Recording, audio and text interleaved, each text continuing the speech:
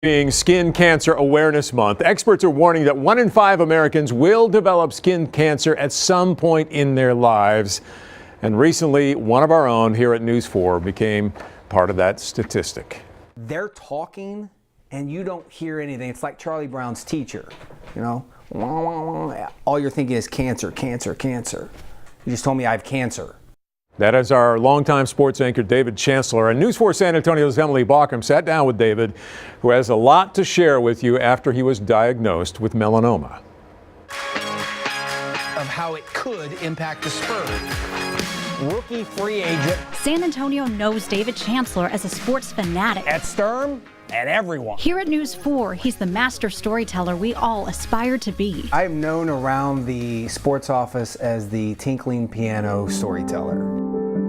Did you look at kids and say, man, I wish I was playing soccer, or man, I wish I was playing basketball?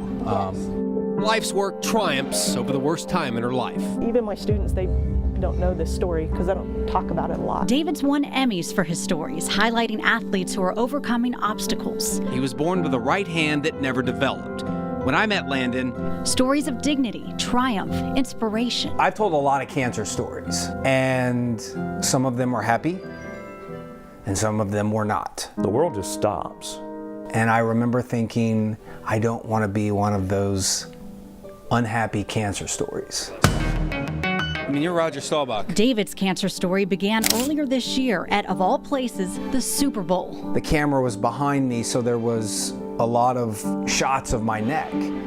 And I remember editing and looking at it, and I saw this little mark, and I thought, that's gross, that's ugly.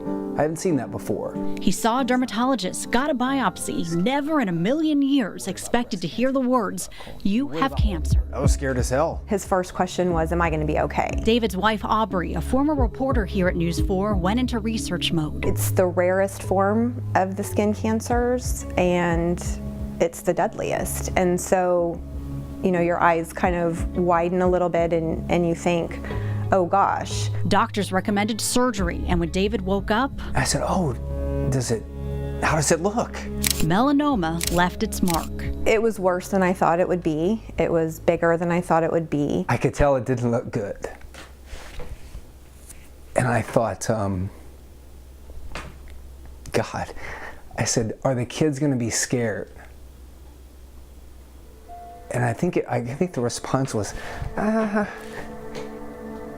that freaked me out. For extra perspective, we turned to Dr. Carla Munoz, who treats melanoma every day. And you can actually get survival rates up to 99% if you catch them early. She uses a special magnifying glass to check moles. And nice smooth borders. But you can do this at home, looking in the mirror every 3 months or so for any changes. Your arms, your legs, don't forget your scalp. And remember, cancer does not discriminate. So we do know that Caucasian patients, men over age 50 and redheads are higher, that have a higher risk of melanoma, but I always tell my patients of either Hispanic descent or African American descent or any other darker skin tone type patient, then we can get skin cancer. Look how tan you are. I'm just ridiculously tan there. Yes, you are. David's the first to admit. I mean, that's tan right there.